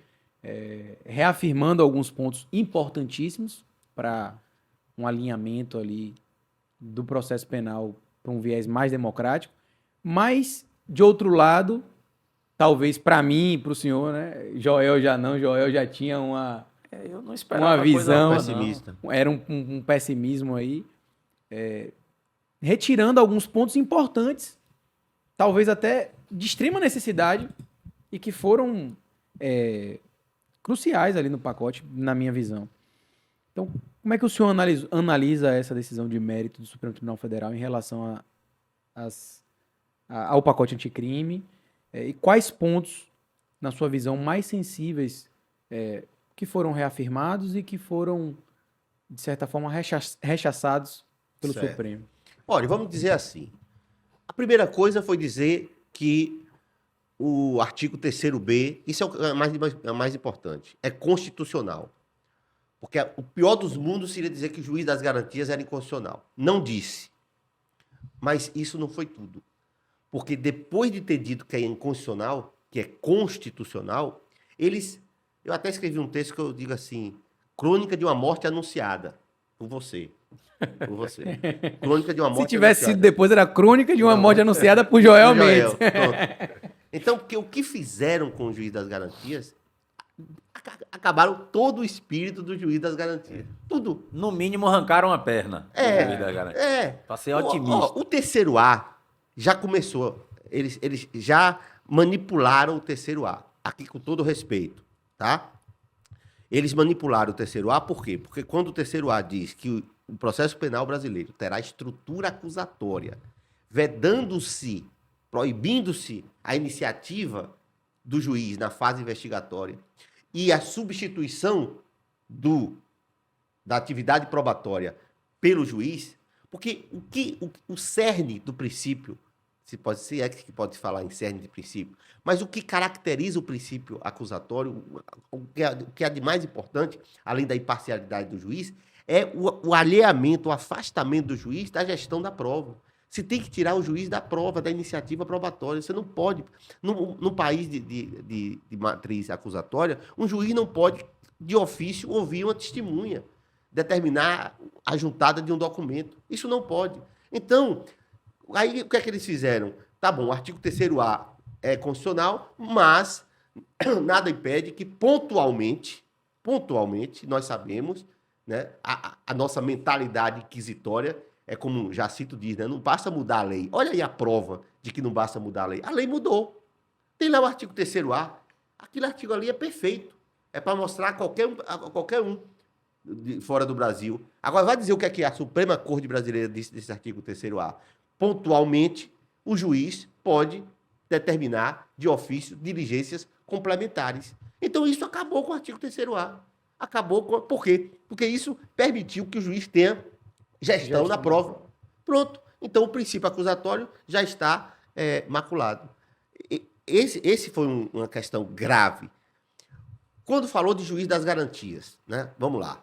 Há alguns tópicos que eu posso me lembrar aqui, alguns incisos, que eles fizeram interpretação conforme e outros disseram que era inconstitucional.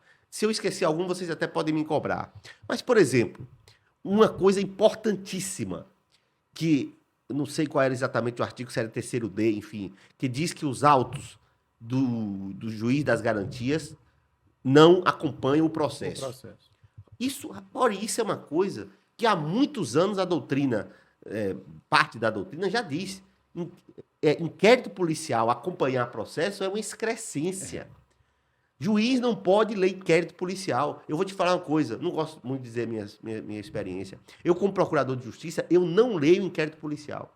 Eu duvido que em um parecer que eu tenha dado, eu tenha citado alguma coisa de inquérito policial, a não ser as provas técnicas, as provas irrepetíveis. Os exames de corpo de delito, as provas cautelares, produzidas antecipadamente, que aí respeitou o devido processo legal. Mas inquérito policial, e veja, isso não é um demérito para a polícia, não. Pelo contrário, sem o trabalho da polícia, dificilmente o Ministério Público consegue trabalhar. Porque, na a grande maioria dos casos, você tem uma investigação feita pelo inquérito policial. Quem dá justa causa ao Ministério Público? A maioria das vezes é a polícia, é o papel da polícia. Eu sei que o Ministério Público tem um PIC, mas o número de PICs é muito inferior ao número de inquérito policial. Raramente você vê um procedimento investigatório criminal. Então, não é demérito, é só você colocar as coisas dentro do sistema.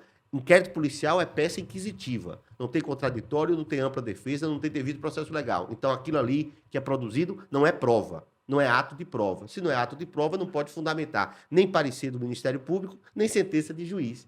Então, o que é que se faz? O que é que se queria há muitos anos? Parte da doutrina dizia, tira o inquérito policial, deixa ali só as provas chamadas irrepetíveis. Tira o inquérito, deixa lá guardado em algum lugar. Porque se você quiser fazer alguma contraprova, sei lá, alguma coisa, mas deixa lá.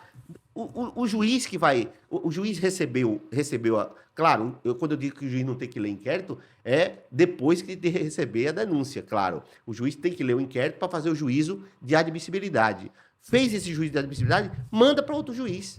Sem inquérito, porque aí não corre o risco do juiz ler o inquérito, se convencer da culpa do réu e ir atrás da prova. Né? É a hipótese sobre os fatos, que falava Cordeiro. Isso é que não dá. Pois bem, o Supremo disse que é inconstitucional esse artigo que diz que não pode, que os autos que compõem a competência do juiz das garantias não pode acompanhar o processo. Pronto, ou seja, não mudou nada, rigorosamente nada.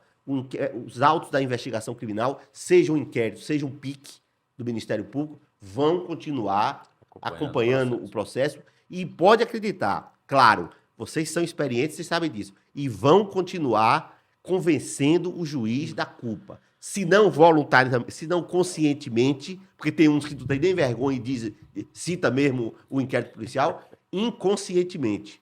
O cara foi torturado na delegacia, confessou o delito, se retratou, mas ele disse, esse cara confessou, então ele é culpado, eu vou condenar, porque aquele artigo lá, 155, diz que não pode usar os elementos exclusivamente. Colocaram aquele exclusivamente que acabou. Que não, era para dizer que não podia usar elementos colhidos durante a investigação, mas não pode exclusivamente. O cara usa 10 elementos colhidos na investigação, um no processo. E aí vem o corroborando. Corroborando, exatamente.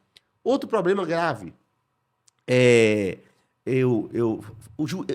outra coisa, rapaz, fizeram interpretação conforme, mas de um negócio absurdo. Tiraram do juiz das garantias o juízo de admissibilidade da denúncia. Isso. Mas isso é um absurdo. O texto da lei é claro ao dizer que a competência do juiz das garantias é até o artigo 399. Se você for ver lá o artigo 399, então o juiz das garantias era quem fazia o juízo de admissibilidade. Isso. Se recebesse, era ele que citava. Depois, era ele que avaliaria se era caso do 397 da absolvição sumária. Depois da absolvição sumária, se não fosse o caso de absolvição sumária, aí vem o 399. Se não fosse o caso do 397 da absolvição sumária, vem o 399 que diz que recebida a denúncia, que na verdade esse recebimento não é aquele ato de receber, não admitida a absolvição sumária, designa a audiência de instrução e julgamento. Ou seja, o juiz das garantias, ele ia até essa fase. Não absolveu sumariamente? Tome, meu colega, agora é com você. Designe sua audiência e faça seu processo. Tiraram isso. Quem é que vai receber a denúncia agora? O juiz que julga, Quem é que vai julgar o processo? O juiz que já disse que há indícios suficientes da autoria em relação a alguém. E que se nós formos olhar, de certa forma ainda é pior, porque antes o juiz olhava para o inquérito com um viés ainda de que era um inquérito apenas. Mas hoje o juiz vai olhar o inquérito com o viés de que é um inquérito reafirmado por um colega Perfeito. juiz em Perfeito. algum ponto. Perfeito. Perfeito. Então vai Excelente observação a sua. Porque o juiz haverá dizer assim... cognitivamente para ele Claro, vai ter um peso muito Claro. grande. Não, e ele vai dizer assim, houve o controle de legalidade Pelo meu colega.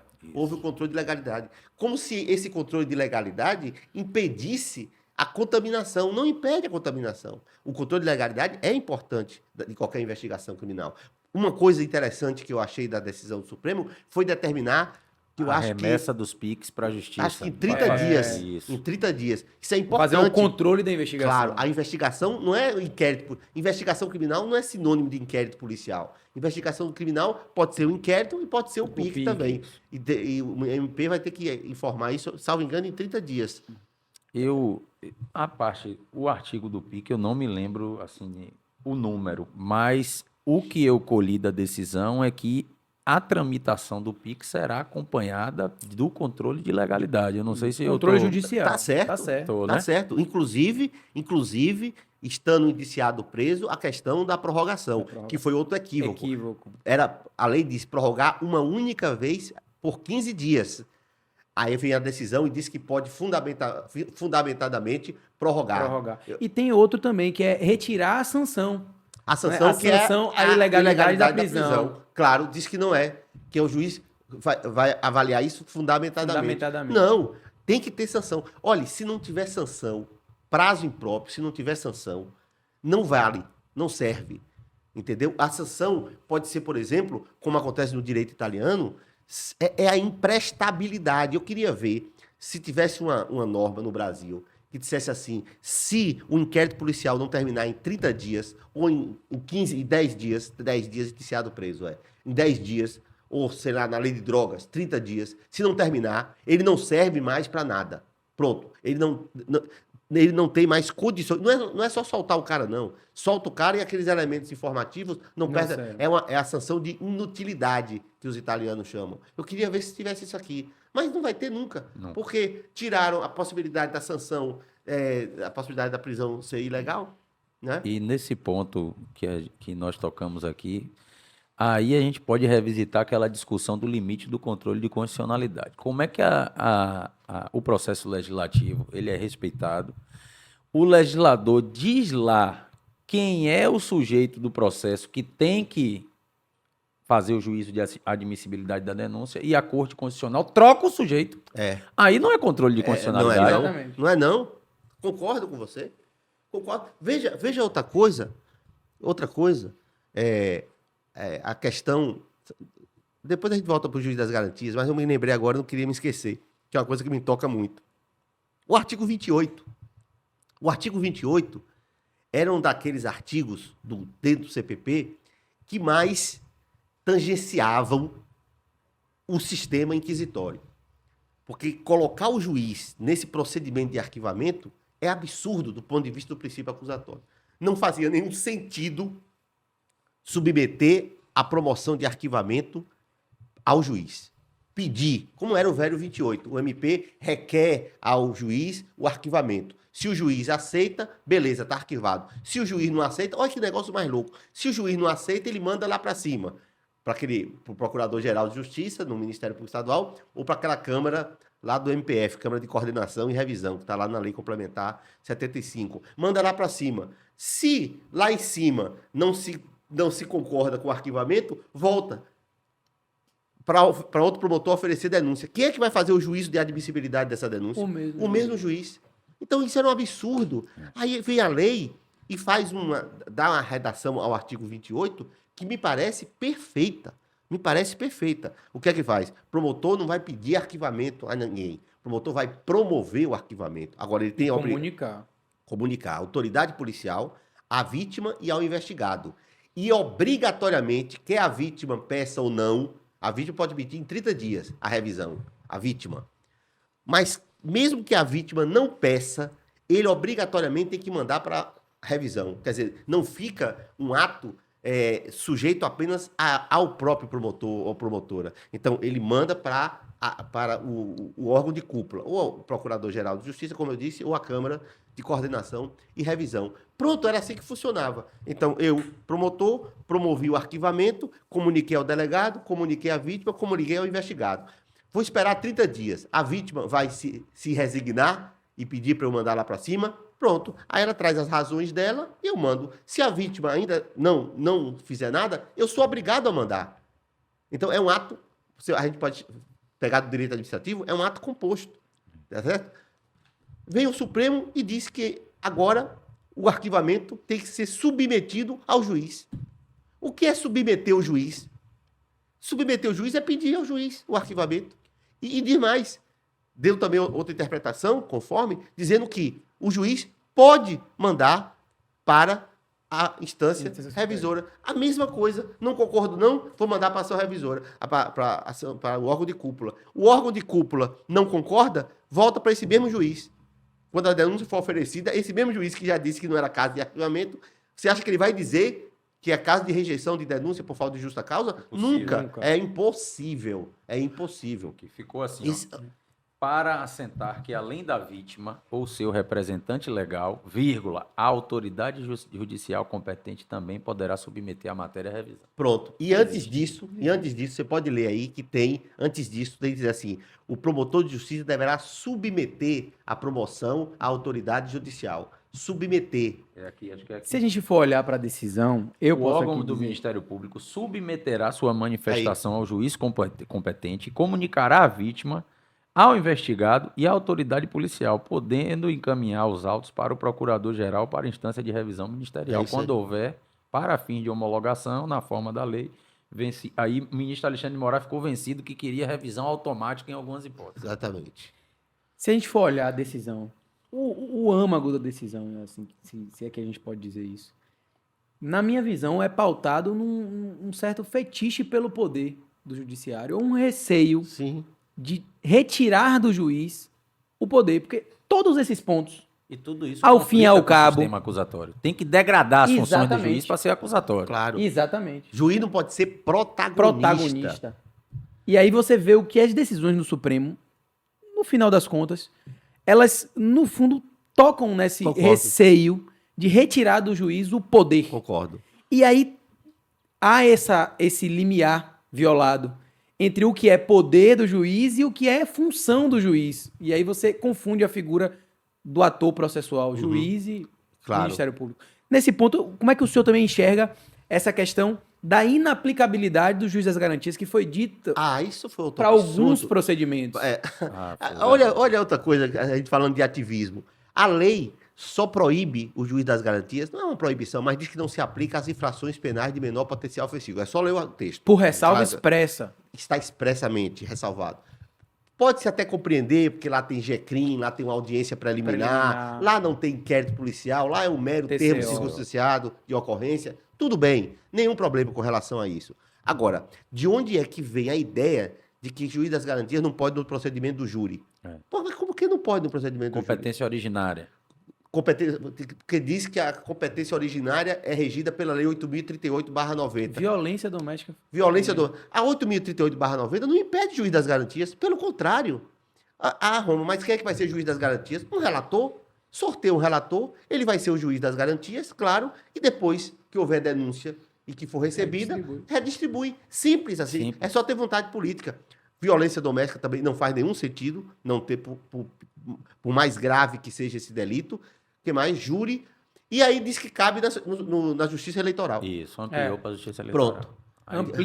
Restringe para uns e amplia para outros. Sem nenhuma base, não há fundamento jurídico para isso. E o procedimento do júri, que é um procedimento tão complexo, que seria importante a figura do juiz das garantias. Claro. Não menosprezando me parece até que a classe política esqueceu de colocar essa questão da Justiça Eleitoral. Não é possível. Tramitou isso no Congresso. Políticos, obviamente, ali, ex-prefeitos, ex-governadores estão ali, e os caras não colocaram o juiz das garantias, ele deve ter ligado. Rapaz, a gente esqueceu aqui, bote aí, porque como é que passou pelo Congresso sem botar a Justiça Eleitoral? Não tem como, é um negócio inexplicável. Uma coisa que eu não queria esquecer mas a gente pode tratar de outras questões do juiz das garantias, foi considerar inconstitucional o artigo, acho que é parágrafo 5º do artigo 157. Acho que é parágrafo 5º. O que diz que o juiz que tomar conhecimento da prova ilícita não poderá julgar. Isso é outro absurdo. Porque juiz que tomou conhecimento da prova ilícita está contaminado, mesmo que tenha desentranhado. Outro artigo que também disseram que era inconstitucional, o que diz que juiz que atuar na fase investigatória não poderá atuar no processo. O juiz, diz lá, o juiz que exercer qualquer daquelas competências não pode atuar no processo. As competências na fase investigatória também disseram que era inconstitucional. Então, quando eu digo assim, sabe, Joel? Quando eu digo assim, ainda bem que disseram que o juiz das garantias não era inconstitucional. Isso é bom, disseram isso. Mas eles modificaram de tal maneira os dispositivos que a razão de ser do juiz das garantias acabou sendo se esvaziando. Se esvaziando. Porque você deixa os autos do inquérito acompanharem o processo. Isso seria uma vitória para o sistema acusatório incrível. Você imagine o juiz querer ler inquérito policial e não ter onde. Não ter o que ler, entendeu? Só ter prova técnica. Isso era o ideal. Né? Juiz trabalhou no inquérito, não pode trabalhar no processo. Juiz recebeu a denúncia, é outro juiz que vai julgar. A questão das audiências, as audiências de custódia, que tinham que ser presenciais, agora é preferencialmente. Colocaram lá o preferencialmente.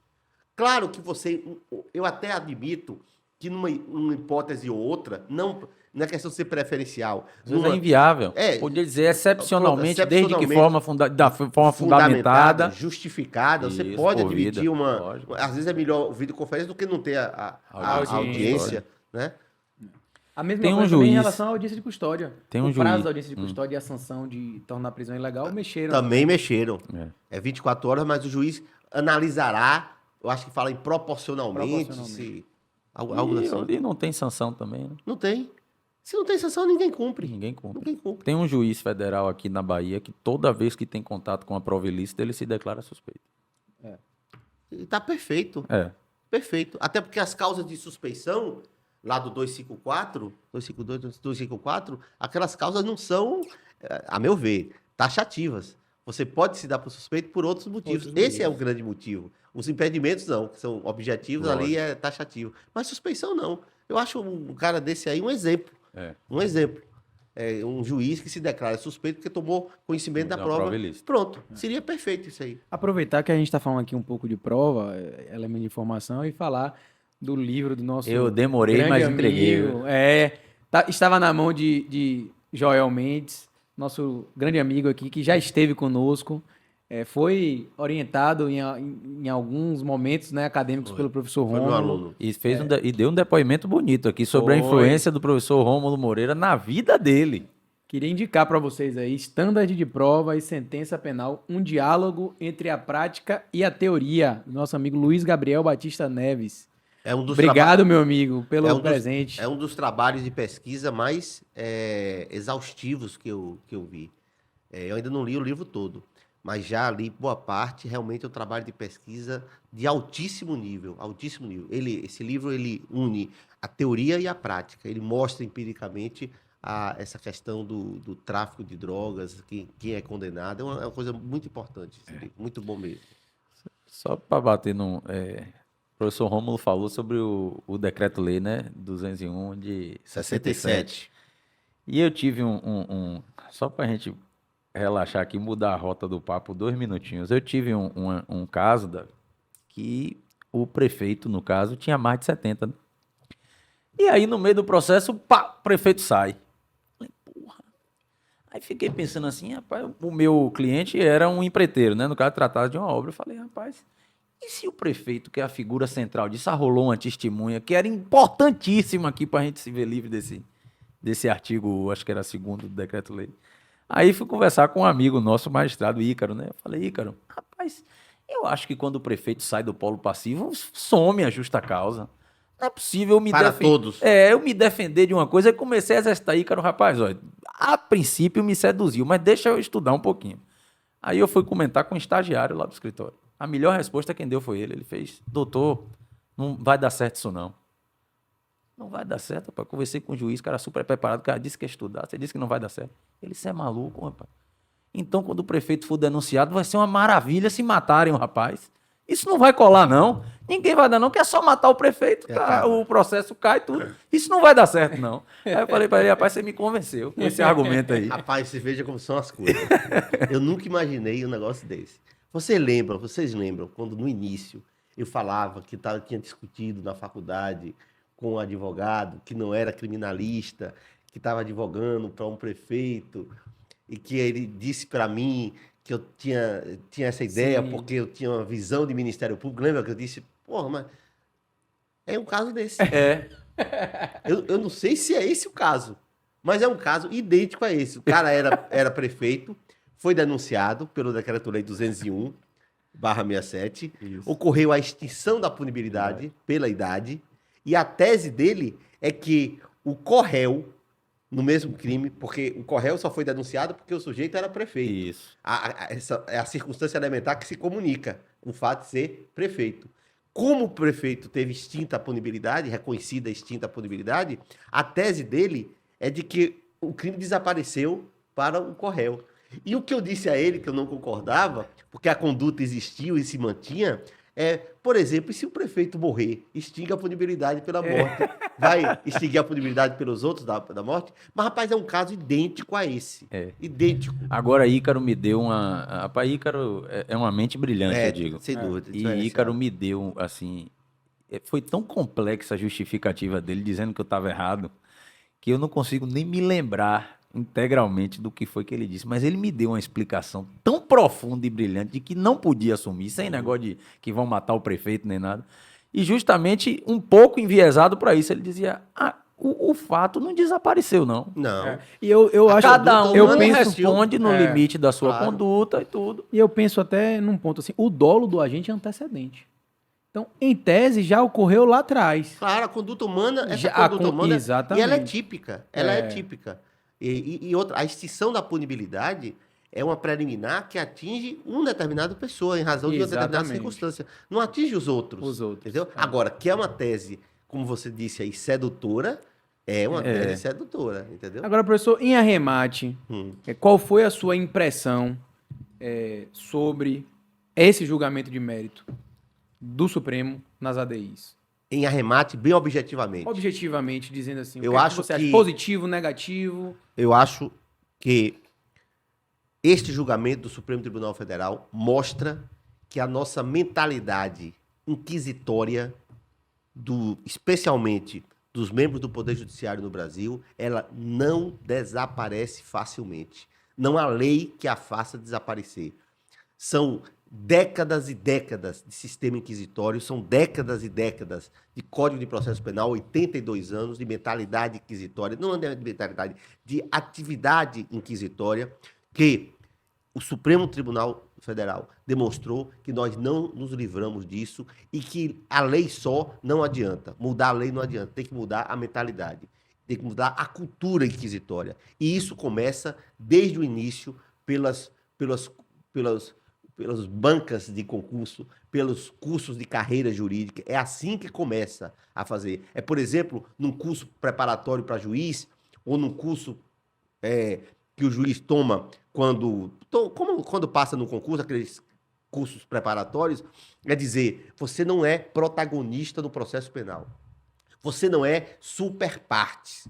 Você é um sujeito processual que tem um interesse para além dos interesses das partes. Coloque isso na sua cabeça. O seu interesse é o julgar. Não é o interesse do Ministério Público, nem é o interesse da defesa. Você não precisa ajudar a acusação e não precisa ajudar a defesa. Se você entender que está deficiente a defesa, você tira o advogado, se for nomeado, e nomeia outro. Você pode até fazer isso. Mas o seu interesse é para além do interesse das partes, como diz o grande Jacinto Coutinho. Então, é isso que você tem. Vá para a sua comarca e não queira ser o protagonista, pelo menos no processo penal. Se você quiser ser no processo civil, que não leva ninguém para a cadeia, a não ser os alimentos, tudo bem. Mas no processo penal, não faça assim. Deixa o delegado fazer o trabalho dele. Tem juiz que quer fazer o trabalho de delegado. Deixa o delegado fazer o trabalho dele. Deixa o Ministério Público fazer o trabalho dele. Se não fizer bem, paciência, indúbio, pro réu. O Ministério Público hoje tem estrutura para acusar, para investigar, tem serviço de inteligência, tem os GAECos que investigam, tem o PIC. Então, deixa o Ministério Público. Se não deu certo, paciência, absolve o réu. Não é o fim do mundo. Então, eu acho que essa decisão do Supremo, objetivamente, mostra que a nossa cultura inquisitorial ainda vai demorar muito tempo, mas muito tempo. Porque se nós tínhamos uma oportunidade de mudar isso com a lei, nós fracassamos. Eu realmente acho que foi um fracasso essa decisão, em termos de adequar o processo penal brasileiro ao sistema acusatório, à Constituição Federal. Foi um fracasso. Eu hoje sou um sujeito, Davi e Joel, que eu não quero nem reforma do CPP. Eu prefiro que não tenha reforma. Você imagine que eu sou um cara que prefiro que nós tenhamos um código do início do século passado, 1942. Por quê? Porque o que viria aqui em termos de reforma total é muito pior. Você imagina o que é que não sairia desse Congresso Nacional, um novo Código de Processo Penal. Não teria nem o terceiro A. Nem o terceiro A, que pelo menos nós temos aí meio com problemas, meio capenga. Nem isso nós teríamos com esse Congresso altamente conservador que nós temos aí. Entendeu? É verdade. É verdade. Professor, o senhor tem uma mensagem para deixar para os estudantes que nos assistem, aqueles que querem seguir a carreira do Ministério Público? A mensagem sobre os cursos de formação. Uma mensagem sobre os cursos de formação. Foi uma mensagem. Eu achei também muito importante. Porque você tem que saber quem é que faz o curso de formação, entendeu? Você tem que. Se você coloca para dar uma aula no curso de formação um juiz que acha que ele tem que produzir prova de ofício, então tá tudo perdido, né? Minha última palavra, se é essa, é dizer assim ao estudante, mesmo aquele que está se dedicando a estudar para concurso, eu sei que tem muita gente fazendo isso, né? Que abra um pouquinho a mente, no sentido de que não é a mente, não. Abra o horizonte de leitura. Não leiam só direito, leiam outras coisas, leiam filosofia, leiam literatura, porque isso vai permitir que uma compreensão maior do direito, quando você tiver essa leitura maior. Leia direito constitucional, os livros, bons livros de direito constitucional, porque você não pode, como promotor juiz, só ter na sua mesa um Código de Processo Penal e um Código Penal. Você tem que ter a Constituição. Então, se atualize também com outros ramos do direito. Entendeu? Eu acho que isso é importante. E isso dá para fazer, mesmo quem está estudando para concurso, porque tem que estudar outras matérias mesmo, e dá para estudar. E vejam que, quando vocês estiverem trabalhando nas suas comarcas com processo penal, vocês têm que entender que tem que dar um tempo nas lições de processo civil. Processo civil é importante para o processo civil. Processo penal é importante para o processo penal. E aí, Joel, o que é que você achou desse episódio? Esse episódio com Rômulo Moreira foi um verdadeiro fenômeno. Com certeza. Professor, muito bom. Eu queria, aqui em nome do Podcrim, antes de Joel, claro, lhe agradecer mais uma vez. Ouvi-lo é sempre fruto de um aprendizado diferente e muito grande. Sempre que posso ouvi-lo, eu ouço, ainda que no instituto, ainda que em qualquer canal de comunicação, ou leio, que o senhor é muito ativo nas redes sociais também. Eu ganhei um livro dele, da Lei Maria da Penha, quando eu era aluno da Pós da Baiana. Tá lá guardado. Lá guardado. Era pra ter trazido para autografar. Mas, professor, muito obrigado pela sua presença. Foi muito rico o nosso podcast aqui. Eu acho que todos e todas que nos acompanham vão adorar também. E, enfim, espero poder, logo breve, contar com o senhor novamente aqui. Eu que agradeço, foi ótimo. Um papo com pessoas inteligentes sempre é importante, sempre é enriquecedor. Professor, foi maravilhoso o episódio. Eu acho que a gente superou a questão do pacote anticrime, tratamos de várias outras questões. E eu acho que a grande importância de nós que somos aí sujeitos por algumas horas na vida, somos sujeitos processuais também, nós como advogado, professor Rômulo como procurador, é sempre importante ouvir um membro do Ministério Público com esse viés, que eu não vou dizer garantista. Maurício Saporito chegou aqui e disse que tem um excelente juiz, que ele diz assim, rapaz, você é um juiz garantista. Ele disse, rapaz, não sou não suporto negócio de garantia. Como, rapaz, suas decisões? A Constituição que só faço cumprir. Isso mesmo. Então, assim, ter aqui pessoas com o perfil, a coragem do professor Rômulo Moreira é muito engrandecedor. para que as pessoas possam refletir que não é porque se está de um lado ou de outro é que se tem que agir da forma A, B ou C. Existe existe uma Constituição que deve ser respeitada, independente de Ministério Público, magistratura, advocacia. E esse tipo de bate-papo aqui engrandece e eu torço que motive, influenciem as pessoas a que tenham uma visão mais democrática do processo. Né? Então, muito obrigado, professor, por ter passado esse tempo. O tempo voou.